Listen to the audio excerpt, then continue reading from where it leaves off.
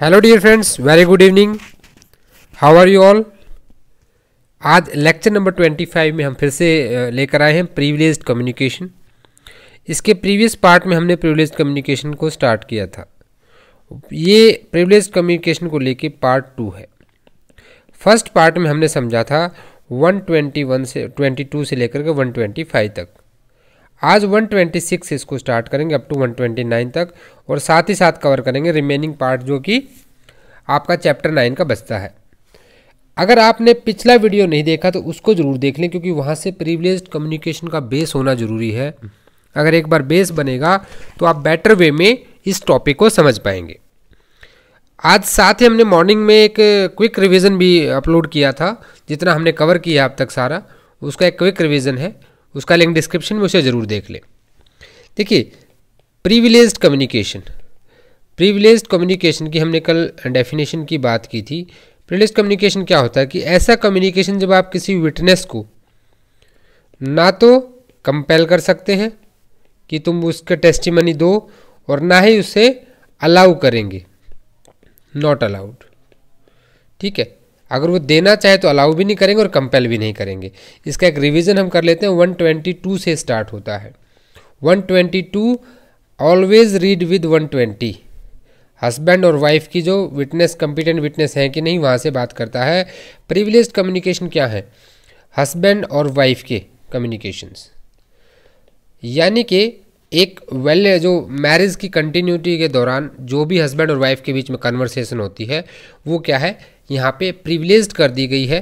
किसी भी कोर्ट में वाइफ को एज अ विटनेस नहीं बुलाया जा सकता, ना हस्बैंड को बुलाया जा सकता है। लेकिन ये वही है जो उनके बीच में कहा गया है, उनके द्वारा देखा गया, वो नहीं है। कल हमने राम भरोसे वाले केस में इस चीज़ को अच्छे से डील किया था। फिर आते हैं 123 पे। ये कहता है affairs of state. Affairs of state, यहाँ पे एक लैटिन मैक्सिम भी मैंने आपको नोट कराई थी, शायद आप सब ने उसको नोट किया होगा। साल्सस पॉपुलिस्ट सुप्रीमा लेक्स। साल्सस पॉपुलिस्ट सुप्रीमा लेक्स, यानी कि इसका मतलब होता है कि जो सोसाइटी का वेलफेयर है वो सबसे ऊपर होता है। Public welfare is the highest law. तो यहाँ पे क्या है कि जो अनपब्लिश्ड ऑफिशियल रिकॉर्ड्स हैं उनको कभी भी जो है वो प्रिविलेज्ड होते हैं, उनका एविडेंस नहीं दिया जा सकता है। किसका? जो अनपब्लिश्ड ऑफिशियल रिकॉर्ड्स हैं। लेकिन इसका एक एक्सेप्शन भी हमने देखा था, ऑफिशियल रिकॉर्ड्स। एक्सेप्शन क्या था इसका? एक्सेप्शन ये था कि HOD यानी हेड ऑफ द डिपार्टमेंट जो है वो उसकी परमिशन से, अगर उसे लगता है कि चाहिए तो उसकी कंसेंट के बाद इसको दिया जा सकता है। क्वेश्चन जो बनेगा ना वो आपका कंसेंट से, सॉरी एक्सेप्शन से ही बनेगा। ठीक है। 124 किससे डील करता है? 124 आपका ऑफिशियल कम्युनिकेशन। क्या है? Official communication. तो ये किसके ऊपर लागू होता है? जो आपका देखिए लैंग्वेज से क्वेश्चन कहाँ से बनते हैं, ये पब्लिक अफसर से होता है। यानी किसी भी पब्लिक ऑफिसर को कंपेल नहीं किया जा सकता कि वो ऑफिशियल कम्युनिकेशन को डिस्क्लोज करे। अगर वो कम्युनिकेशन किसी पब्लिक इंटरेस्ट के बारे में, आप कोई DM से पूछे कि बताओ कि धारा 144 कब लगने वाली है, नहीं बताएगा। किसका है ये? पब्लिक इंटरेस्ट की बात है। ठीक है। वैसे 125 में हमने डील किया था कि जो इन्फॉर्मेशन कहाँ से मिली, खबरी लाल के बारे में आपको ध्यान होगा। किसके बारे में? खबरी लाल, यानी कि सोर्स ऑफ इन्फॉर्मेशन। तो सोर्स ऑफ इन्फॉर्मेशन क्या सभी से? कौन कौन आते हैं इसके दायरे में? पहले आपके मैजिस्ट्रेट आते हैं, पुलिस ऑफिसर्स आते हैं, और रेवेन्यू ऑफिसर भी इसमें आता है। तो प्लीज़ रिमेंबर, उनसे नहीं पूछा जा सकता कि ऑफेंस के कमीशनिंग की जो है आपको इन्फॉर्मेशन है वो कहाँ से मिली।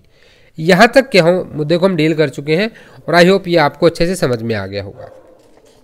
हमने कल 126 को सिर्फ रीड आउट किया था, क्योंकि देखिए 126 जो है ये ऑलवेज 126, 127, 128 ये सारा का सारा एक बंच है, और इस बंच को एक साथ पढ़ा जाना चाहिए। सेक्शन 126 अपने बैरक में खोल लीजिए। सेक्शन 126 क्या कहता है? देखिए, बैरिस्टर, अटॉर्नी, प्लीडर और वकील। ठीक है। बैरिस्टर किसे कहते हैं? आप लोगों के माइंड में कभी डाउट नहीं आया कि बैरिस्टर में, एडवोकेट में, लॉयर में, अटॉर्नी में क्या क्या डिफरेंसेस हैं? चलिए इसके ऊपर आपको ना एक अलग वीडियो दिया जाएगा। वैसे बता दूं आपको, बैरिस्टर वो होते हैं जो इंग्लैंड से पढ़कर आते हैं ना, उनको बैरिस्टर कहा जाता है। अटॉर्नी जनरल होता है, जैसे अटॉर्नी आपके, प्लीडर्स और वकील जो इंडियन आपका जो एडवोकेट एक्ट है 1961 का, उससे पहले जो था यहाँ पे जो इंडियन एडवोकेट्स होते थे उनको क्या कहा जाता था, यहाँ पे प्लीडर और वकील कहा जाता था। ठीक है, कोई भी बैरिस्टर, वकील, प्लीडर अपने प्रोफेशनल कम्युनिकेशन को, इस बंच को कहा जाता है प्रोफेशनल कम्युनिकेशन। क्या प्रोफेशनल कम्युनिकेशन है इसमें, कि मान लीजिए एक क्लाइंट आता है, आपको सनी देओल की एक मूवी याद होगी जिसमें वो अदालत में उस वकील को मार देता है और कहता है कि मैंने इनको बताया था मैंने किसको कितनी दूर से मारा, कब मारा, कानून अंधा है, ये वो। सनी पाजी तो खैर सनी पाजी हैं। तो देखिए, अब क्या वो एडवोकेट कोर्ट में आके बता सकता है कि मेरे क्लाइंट ने मुझसे कहा है कि उसने अपराध किया है, उसने हाँ मर्डर किया है? ऐसे तो एडवोकेट इसको ब्लैकमेल करने लगेगा। This is based on a public sound public policy, because what, कि अगर मान लीजिए कोई एडवोकेट और क्लाइंट के कम्युनिकेशन को प्रिविलेज नहीं किया जाएगा तो क्लाइंट पूरी तरह से अपनी बात वकील को नहीं बता पाएगा और उसे वो लीगल एड नहीं मिल पाएगी जब तक नहीं मिलती है। Because every guilty person is innocent till it is declared guilty by the court. ठीक है, ऐसा नहीं है कि एक्यूज्ड बना दिया और आपने उसको वहीं से मुजरिम मान लिया, उसको लीगल एड नहीं मिल पाएगी। लेकिन इसकी भी एक्सेप्शन है। इसकी एक्सेप्शन क्या है? एक्सेप्शन से पहले हम इसका एक इलुस्ट्रेशन पढ़ना चाहेंगे। इलुस्ट्रेशन सबसे पहले देखिए, जो इसकी मेन बॉडी है 126 को हम डिवाइड कर लेते हैं 126। सबसे पहले इसकी मेन बॉडी है। अब मेन बॉडी तो ये कहती है कि जी जितने भी आपके बैरिस्टर हैं, ठीक है, अटॉर्नी है, प्लीडर है या फिर वकील है, ये कोई भी कम्युनिकेशन डिस्क्लोज नहीं करेंगे जो उसके साथ for the purpose of his employment as such barrister, pleader, attorney or vakil by or on behalf of such client or to state the contents or condition of any document with which he become acquainted in the course or for the purpose of his professional employment or to disclose any advice given by him to his client in the course of and for the purpose of such employment। ये क्या कह रहा है? देखिए इसकी main body क्या कह रही है कि कोई बैरिस्टर, अटॉर्नी, प्लीडर या वकील अपने क्लाइंट की कंसेंट के बिना, यानी कि अगर क्लाइंट की कंसेंट होगी तो कर सकते हो, बट अदरवाइज नहीं कर सकते, विदाउट क्लाइंट्स कंसेंट। ठीक है, क्लाइंट की कंसेंट के बिना डिस्क्लोज नहीं कर सकता है। क्या डिस्क्लोज नहीं कर सकता है? कि उनके बीच में क्या कम्युनिकेशन हुआ है, और ना किसी डॉक्यूमेंट के बारे में जो उसने दौरान उनकी बातचीत के, भाई वकील को आके सारे कागज दिखाए हैं अपने, उसने डॉक्यूमेंट्स शो किए हैं, तो उन डॉक्यूमेंट्स को वो वहाँ पे नहीं दे सकता। लेकिन इसका एक प्रोवाइजो है, एक्सेप्शन है इसकी। एक्सेप्शंस क्या क्या है? एक्सेप्शन देख लीजिए। सबसे पहली एक्सेप्शन जो आती है कि in any such communication made in furtherance of any illegal purpose. For this you just go to the illustration B. Illustration B खोलिए, वहां पे क्या लिखा है? ए जो है, ए एक क्लाइंट है, says to be an attorney. B वहां पे अटॉर्नी है और उनको क्या कहता है client? I wish to obtain possession of property by the use of forged deed on which I request you to sue. वो कहता है कि इस फॉर्ज डीड के ऊपर ही क्या कर दो, मैं ये लेना चाहता हूँ, यानी कोई इलीगल काम करना चाहता है। क्लाइंट आके वकील से कहता है कि मैं ये इलीगल काम करना चाहता हूँ, आप मेरी मदद करो। ठीक है, तो उस केस में क्या है, ये कम्युनिकेशन यहाँ पे प्रिविलेज नहीं रहेगा, एक्सेप्शन 1 में आ जाएगा। अंडरस्टूड? एक्सेप्शन 1 के अंदर फॉल कर जाता है, नहीं रहेगा। एक्सेप्शन 2 क्या है यहाँ पे? जब मान लीजिए अगर कोई भी बैरिस्टर को, प्लीडर को, अटॉर्नी या वकील को अपने कोर्स ऑफ एम्प्लॉयमेंट में ऐसा दिखता है कि मान लीजिए कोई बुक्स ऑफ अकाउंट्स है, पहले उसमें कोई एंट्री नहीं थी जब उसके पास केस आया, लेकिन बाद में उसने देखा कि वहाँ पे कोई रॉन्ग एंट्री की गई है और तब उसके सामने पेश की गई है, तो तब भी ये उसको डिस्क्लोज कर सकता है, ये प्रिविलेज नहीं रहेगा। ठीक है। अब ये यहाँ पे इमैटेरियल रहेगा कि जो अटेंशन है उस बैरिस्टर और प्लीडर की, अटॉर्नी या वकील की, was not directed to such fact by or on behalf of his client, चाहे उसके क्लाइंट ने उसको चीज़ दिखाई हो या ना दिखाई हो। यानी कि 3 तरह से है, दे सकता है कब, या तो कंसेंट हो उसकी, जब एक्यूज खुद विटनेस के तौर पे, पार्टी वहाँ पे विटनेस के तौर पे खड़ी है कोर्ट में, वो कह रही है पूछो मेरे वकील से, मैं कंसेंट देता हूँ, तो वहाँ पे कंसेंट आने के बाद, कंसेंट से उसके बाद अगर कोई वहाँ पे उसको ऐसा ऑब्जर्वेशन हो मिलती है इलीगल उसकी, या फर्दरेंस ऑफ इलीगल, कोई इलीगल काम करने के लिए उसे कहता है, तो उस केस में ये प्रिविलेज्ड नहीं रहेगा। इसकी एक्सप्लेनेशन बहुत इंपॉर्टेंट है। जो MCQ आता है ना, वो आपका एक्सप्लेनेशन से आता है। The obligation stated in this section continue after the employment has ceased, this is long life. इसकी वैलिडिटी लॉन्ग लाइफ है सेक्शन की, इस प्रिविलेज की। ऐसा नहीं है कि आज वो उसका क्लाइंट और वकील नहीं रहे आपस में, कल को वो डिस्क्लोज कर देंगे।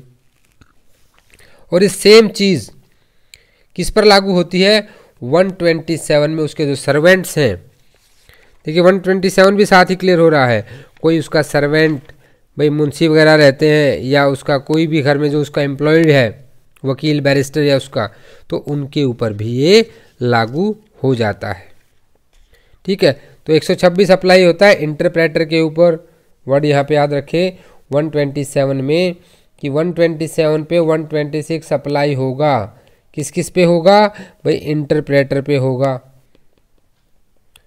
साथ में क्लर्क्स पे होगा, सर्वेंट्स पे होगा। इनके ऊपर भी किसके, चाहे ये बैरिस्टर, प्लीडर, अटॉर्नी और वकील के हैं, तो इनके ऊपर भी लागू हो जाएगा। नेक्स्ट आता है हमारा 128। अब 128 क्या कहता है, privilege not waived by volunteering evidence. अब मान लीजिए कोई भी पार्टी है, if any party to the suit gives evidence there in his own instances or otherwise, he shall not be deemed to have consented thereby to such disclosure as mentioned in 126। And मान लीजिए अब कोई party है, 128 को समझिए ध्यान से, party है, अब ये पार्टी आ गई विटनेस के तौर पे, और पार्टी ने यहाँ पे क्या किया, एक टेस्टिमनी दे दी कोर्ट में। अब एडवोकेट साहब जो भी हैं, वकील जो थे, प्लीडर जो थे, वकील साहब ने क्या किया, अब वो भी आके यहाँ पे डिस्क्लोज करने लगे 126 के कम्युनिकेशन को, तो उसे अलाउ नहीं किया जाएगा, नहीं दे सकता है, क्योंकि इसे कंसेंट नहीं समझा जाएगा। अगर पार्टी अपने से आ जाती है तो उसे कंसेंट नहीं समझा जाएगा।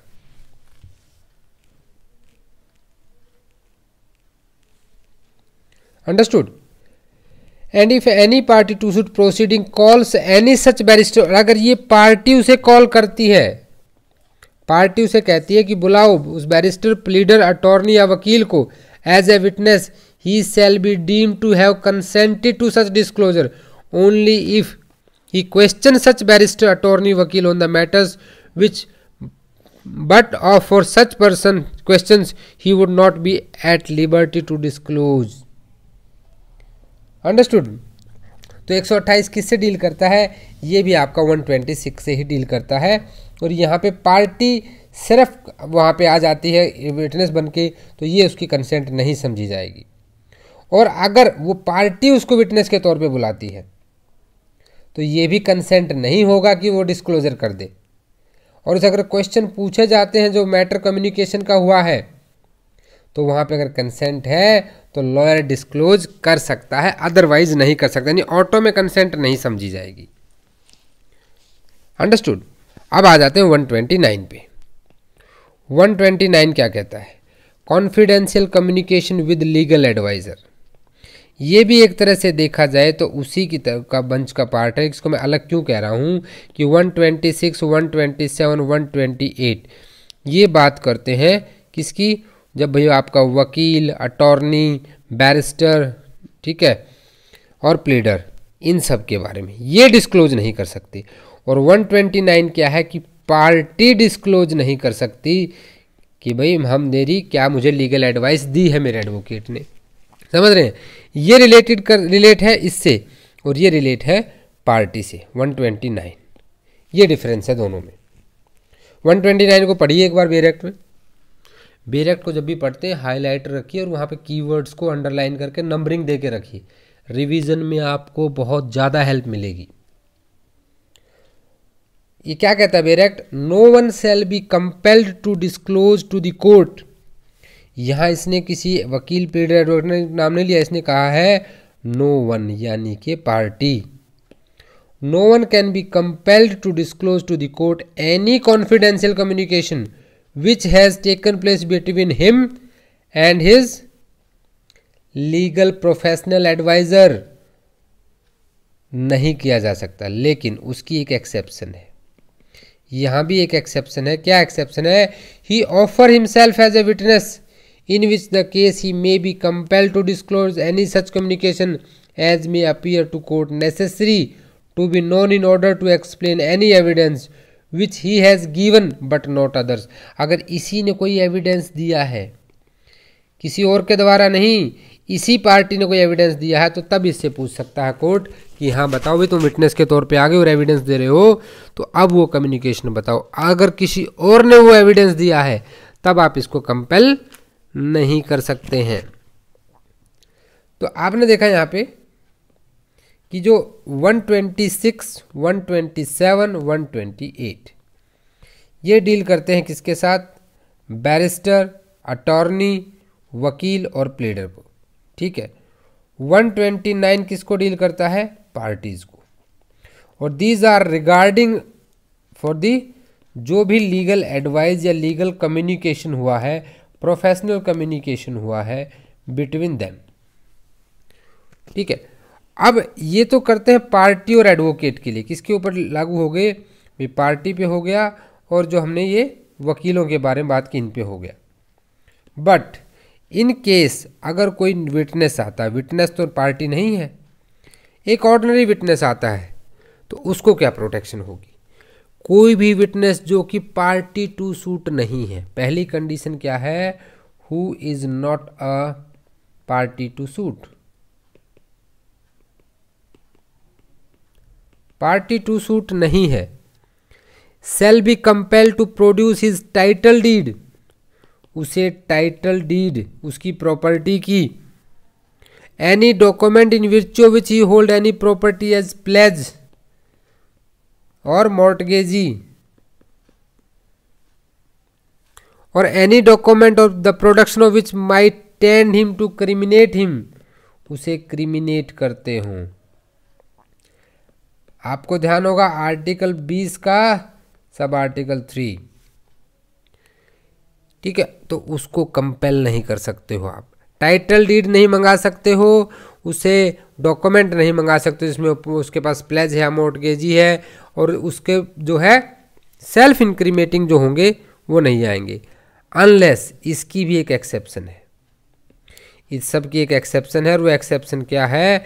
कि जब तक वो रिटन में कंसेंट नहीं देता है, written consent, has agreed in writing to produce them with the person seeking the production of such deeds some person through whom he claims। ये विटनेस का प्रिविलेज है, पार्टी का प्रिविलेज नहीं है। Please remember this. सेल्फ इंक्रीमेशन पे आपका 130 भी आएगा और 132 भी आएगा। अभी आ जाते हैं 131 पे। 131 क्या कहता है? Production of documents or electronic record which another person having possession could refuse to produce. यानी कि कोई भी डॉक्यूमेंट है, and it also include in electronic record in self. ये हमने कहाँ पढ़ा था? आपके सेक्शन 3 में पढ़ा था। इलेक्ट्रॉनिक रिकॉर्ड भी इसका पार्ट है। अब ये क्या है कि these are in the possession of another person, तो उसको रिफ्यूज कर सकता है कि I will not produce. No one shall be compelled to produce document in his possession or electronic record under his control which any other person would be entitled to refuse to produce if they were in possession of their control unless such last mention person consent to their production. अब ये सच last mention person कहाँ आ गया? जो सच last mention person है ये कहाँ आ गया? ये आ गया आपका जो 130 में लास्ट बताया गया है, ठीक है। तो उसके कंसेंट के बिना उसको प्रोड्यूस नहीं किया जा सकता है। तो 130 में आपको इतनी सी बात कह रहा है। 132 अब यहाँ क्या कहता है, सेक्शन 132 ये क्या कहता है, 132 कह रहा है witness not excused from answering on the ground of answer will criminate. सबसे पहले तो इसके साथ पढ़ना चाहिए आपको 148, it must be read with 148, नहीं तो इसको आप पूरा नहीं समझ पाएंगे। एक बार सेक्शन 148 खोलिए, देखिए तभी जाके चीज़ें फ़ायदा करती हैं जब आप उसके कॉन्सेप्ट को अच्छे से समझते हैं। सिर्फ बेरेक्ट लैंग्वेज की हिंदी बताने से या बेरेक्ट लैंग्वेज को एक बार पढ़ देने से आपके एग्ज़ाम्स क्लियर नहीं होते हैं। You must have the clarity on the concepts, और हमारी यही कोशिश है कि आपको कॉन्सेप्ट की बिल्कुल जितना डीप हो उसको उतना डीप लेकर जाएं, जिससे सिर्फ आप प्री के लिए तो अच्छे से तैयार होंगे ही होंगे, आपको मेंस का भी प्रिपरेशन मिलेगा। 148 क्या कहता है, court to decide when question shall be asked and when witness compel to answer. यानी कि कोर्ट का क्या है, डिस्क्रिशन है। ये कोर्ट का डिस्क्रिशन है कि कब उसे कंपेल किया जाएगा और क्यों आंसर दे या ना दे, ठीक है। ये चीज़ आपने समझ ली। अब 132 को पढ़ें, 148 को पढ़ने की जरूरत नहीं है अभी, बस आप उसका इंडेक्स देख लीजिए। 132 क्या कह रहा है, a witness shall not be excused from answering any question as to any matter relevant to the matter in issue in any suit or in any civil or criminal proceeding. यानी कि चाहे civil मुकदमा हो चाहे criminal मुकदमा हो, वहां पे जो है मना नहीं कर सकता। Upon the ground that the answer of such question will criminate. भाई वो कोई मुझसे क्वेश्चन पूछा गया, क्या पूछा गया, क्वेश्चन पूछा गया। मैं कौन हूं, मैं एक विटनेस हूं। मैंने कहा जी मैं इसका आंसर तो दे दूंगा, लेकिन आप क्या करोगे, मुझे ही जेल भेज दोगे, फिर मुझे क्रिमिनेट हो जाएगा।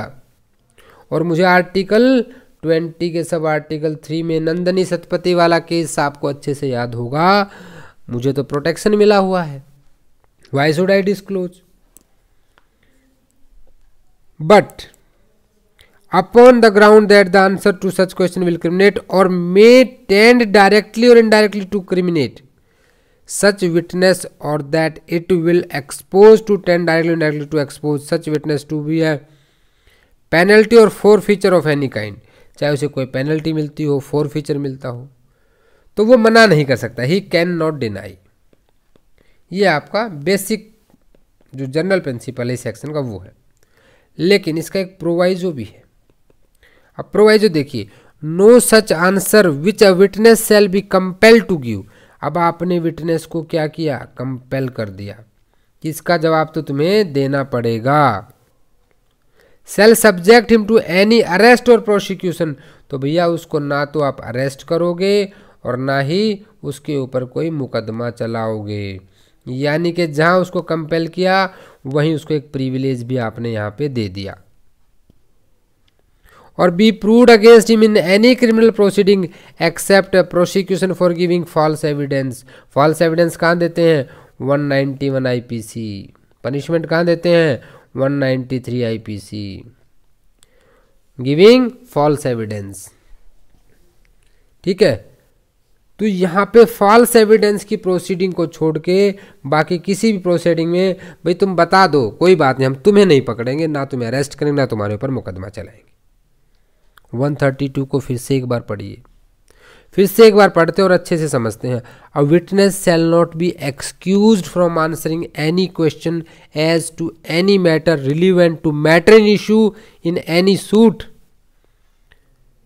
or in any civil or criminal proceeding upon the ground that answer to such question will criminate or may tend directly or indirectly to criminate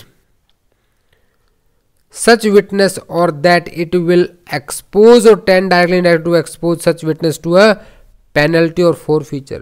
चाहे उसको क्रिमिनेट करता हो, पेनल्टी मिलती हो, फोरफीचर मिलता हो, तो कुछ भी मिलता हो भाई, अगर उसे कंपेल किया गया तो उसे आंसर देना पड़ेगा।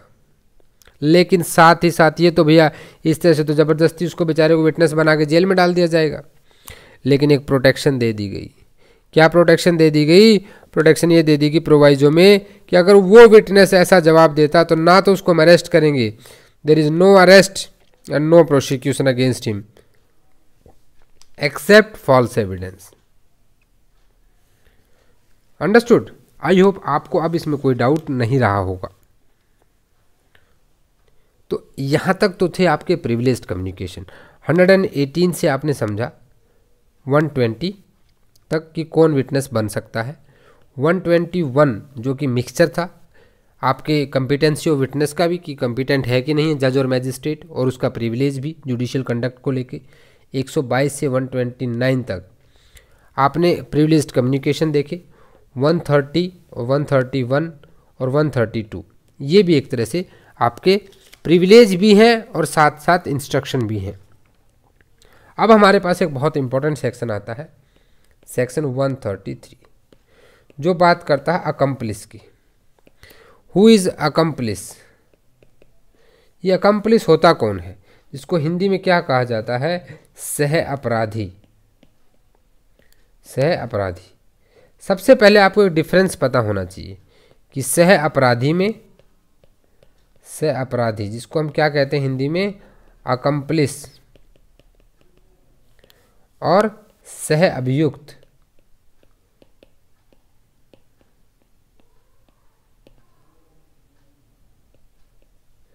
सह अभियुक्त क्या होता है? को एक्यूज्ड। ये को एक्यूज्ड आपने सुना नहीं लगता आपको? आपने कहाँ पढ़ा था? Section 30 of Indian evidence act में पढ़ा था। इसके अलावा को एक्यूज्ड को अगर डिफाइन करना है तो कहाँ पढ़ेंगे? Section 223 of CRPC। कौन को एक्यूज्ड हो सकते हैं? Accomplish means a person who is taking part in the actual offence. Offence में जो हिस्सा लेता है, चाहे वो अबैटमेंट के थ्रू ले, चाहे वो एडिंग के थ्रू ले, चाहे वो कॉन्स्पिरेसी के थ्रू ले, बट ही इज, अगर उसने कोई भी पार्ट लिया है तो वो क्या कहलाएगा? अकम्प्लिस कहलाएगा। ABCD चारों ने मिलकर प्लान बनाया कि हम जेड को जान से मार देंगे। जेड के घर जाते हैं, ABC अंदर चले जाते हैं, D दरवाजे पर खड़ा रहता है कि पुलिस आएगी तो हम बताएंगे तुमको, मार दो उसको जाके। यहाँ पे D भी क्या है? अकम्प्लिस है। C भी क्या है? अकम्प्लिस है। B, AB, ठीक है, ये सभी लोग यहाँ पे अकम्प्लिस कहलाएंगे। को एक्यूज क्या होता है कि A चोरी करके लाया और उसने उसका माल B को बेच दिया, इसके ऊपर थेफ्ट का चार्ज लगेगा, इसके ऊपर रिसीविंग स्टोलन प्रॉपर्टी लगेगा, लेकिन ट्रायल दोनों का एक साथ चलाया जा सकता है। ये को एक्यूज्ड है, अकम्प्लिस नहीं है। साथ ही साथ जो अकम्प्लिस या को एक्यूज्ड होते हैं 306 CRPC। आपने एक वर्ड बहुत बार मूवीज में सुना होगा, सरकारी गवाह बना देते हैं। आपको सरकारी गवाह बना के कोर्ट से माफ़ी दिला देंगे। वो पार्डन कहाँ मिलती है? 306 के थ्रू मिलती है। 307, 308, 307 में पार्डन की पावर है, यहाँ वक्त दिया गया और यहाँ प्रोसीजर दिया गया 6 में और 8 में बताया गया अगर वो अपनी बात से पलट जाता है। कंडीशनल पार्डनिंग की बात की गई है, जब आपका जुडिशियल मैजिस्ट्रेट फर्स्ट क्लास या फिर सेशन जज, ठीक है, और आपका यहाँ पे क्या दे सकते हैं, इनको CJM कंडीशनल पार्डनिंग दे सकते हैं। वो हम CRPC में इसके ऊपर डिटेल में चर्चा करेंगे। लेकिन अब section 133 of Indian evidence act इसी वर्ड को डिफाइन करता है, accomplish. Read with 114 section 114 illustration B। सबसे पहले हम 133 को पढ़ते हैं, फिर हम 114B को पढ़ेंगे। 133 क्या कहता है? An accomplice shall be a competent witness against an accused person and a conviction is not illegal merely because it proceed upon uncorroborated testimony of an accomplice. Accomplice जो है एक कम्पिटेंट विटनेस है। क्या बता रहा है 133? Competency of witness. Competency of witness बता रहा है, कंपिटेंट विटनेस है और कन्विक्शन सिर्फ इस बात को लेके इलीगल नहीं होगा, इसे कॉर्पोरेट नहीं किया गया। कॉर्पोरेट हम कहाँ करते हैं? Under section 157 of Indian evidence act. लेकिन इलुस्ट्रेशन B क्या कहता है सेक्शन 114 का? ये आपकी प्रिजम्पशन है, इट इज मे प्रिज्यूम। क्या है ये? मे प्रिज्यूम है। और ये कहता है कि जी अगर कोई भी अकम्प्लिस है तो उसकी टेस्टिमनी यहाँ पे आपकी अनवर्दी होती है अगर उसे कॉर्पोरेट नहीं किया गया तो। ठीक है, इसके ऊपर डिटेल में पूरा एक वीडियो बना के चर्चा करनी पड़ेगी, क्योंकि सिर्फ इसी क्लास में इसको सम अप कर देना वो जस्टिफाइड नहीं होगा, मुझे लगता है ऐसा इस टॉपिक के साथ। बस आप इतना समझ लीजिए कि आपको जो अकम्प्लिस है वो अनवर्दी होता है unless corroborated as per section 114B, ये एक प्रजम्पशन है। और 133 कहता है कि अकम्प्लिस एक कॉम्पिटेंट विटनेस है और उसे कन्विक्शन दिया जा सकता है। ठीक है, इसकी टेस्टिमनी, इसका पूरा हम इसको साथ में CRPC के साथ लिंक करके पढ़ेंगे और बहुत डिटेल में इसके ऊपर चर्चा करेंगे। अगर अभी हमने इसको बीच में छोड़ दिया तो आपको बहुत सारी चीज़ें आपकी मिस हो जाएंगी। अब आते हैं 134 के ऊपर। वो 134 कहता है, एक बहुत सारे जूरिस्टिक चीज़ कहते हैं, बहुत बार इंडियन सुप्रीम कोर्ट ने भी अपने कई जजमेंट्स में कहा है, evidence must be weighed not counted. Evidence को तोला जाना चाहिए, क्योंकि जो न्याय की देवी है उनके हाथ में एक तराजू होती है, ठीक है, और उसे क्या है, तोला जाना चाहिए, ना कि उसे काउंट किया जाए। यानी कि कितने विटनेस होने चाहिए, नंबर ऑफ विटनेस कितने होने चाहिए, इसके लिए आपका 134 बात करता है। Number of witness, no particular number of witness shall in any case be required for the proof of any fact. If there is a testimony of single witness the judgment can be passed. अगर कोई एक single witness है और इससे बार बार भी cross किया गया और अदर पार्टी ने क्रॉस एग्जामिन भी किया इसको, ठीक है, इससे जितना कोर्ट ने सवाल जवाब उन सब पूछे, लेकिन भाई इसकी टेस्टिमनी, इसकी वेरासिटी को डिस्टर्ब नहीं कर पाए, तो फिर देखा कि ये सच बोल रहा है। अगर कोर्ट को लगता है कि इसकी जो टेस्टिमनी है वो सच है, सही है, तो उसके बेस पर ही क्या दिया जा सकता है, कहते हैं कि 1000 गवाहों से एक गवाह, वन आई विटनेस जो है is sufficient to give the conviction. कोई पर्टिकुलर नंबर ऑफ विटनेस यहाँ नहीं चाहिए है। ठीक है, तो ये आपका 134 है। उसके बाद ये चैप्टर हमारा खत्म हो जाता है। नेक्स्ट चैप्टर जो आएगा वो आएगा चैप्टर 10, 135 से लेकर के 166 तक। यहाँ हम देखेंगे कि किस तरह से आपके जो एविडेंस दिया जाएगा, किस मैनर में दिया जाएगा। पहले एग्जामिनेशन इन चीफ होगा, फिर आपका क्रॉस एग्जामिनेशन होगा, फिर आपका री एग्जामिनेशन होगा। ठीक है, उस तरह कौन कौन से क्वेश्चंस आप पूछ सकते हो क्लाइंट से, कंट्राडिक्शन कैसे करना है 145 में, कॉर्पोरेशन कैसे करना है 157 में, 165 में कोर्ट की पावर क्या क्या क्वेश्चन पूछने की, 141 में लीडिंग क्वेश्चंस क्या होते हैं। तो ये सारी की सारी चीज़ें हम कल की क्लास में समझेंगे। ठीक है, आई होप यहाँ तक आपको चीज़ें अच्छे से क्लियर हो गई होंगी। So thanks for watching this video. आपका एक होमवर्क मैं आज दे रहा हूँ कि आप कल इंडेक्स बेस्ड सेक्शन 101 से लेके 134 तक सारे सेक्शंस को याद करेंगे और अपने तरीके से इसका एक ग्राफिकल रिप्रेजेंटेशन बना के टेलीग्राम पे भेजेंगे। अगर ऐसा नहीं है तो एक प्लेन A4 पेपर लीजिए और वहाँ पे सारे सेक्शन लिख के आप नीचे अपना नाम लिख दीजिएगा और उसे प्लीज़ ज़रूर भेजिएगा, मैं वेट करूँगा। सो गाइज़, अगर आपके कोई भी डाउट्स हैं तो प्लीज़ मुझे मेल करें, साथ ही साथ आप टेलीग्राम को भी ज्वाइन कर लें। अगर नहीं ज्वाइन किया है तो लाइक तो कर दिया तो शेयर भी कर दें और कमेंट भी करें, और चैनल को सब्सक्राइब करना बिल्कुल ना भूलें। मिलते हैं कल tomorrow same time same channel. देखिए, क्लास का कोई फिक्स टाइम नहीं रखना है, हमें अपने टॉपिक से मतलब है, हमें टॉपिक्स कवर करने हैं। कल की क्लास में हम कोशिश करेंगे कि चैप्टर 10 खत्म हो जाए, उसके बाद डॉक्यूमेंट्री एविडेंस और हमारा एविडेंस एक्ट कंप्लीट हो जाएगा। सो सी यू टुमारो गाइस, तब तक के लिए जय हिंद, जय भारत।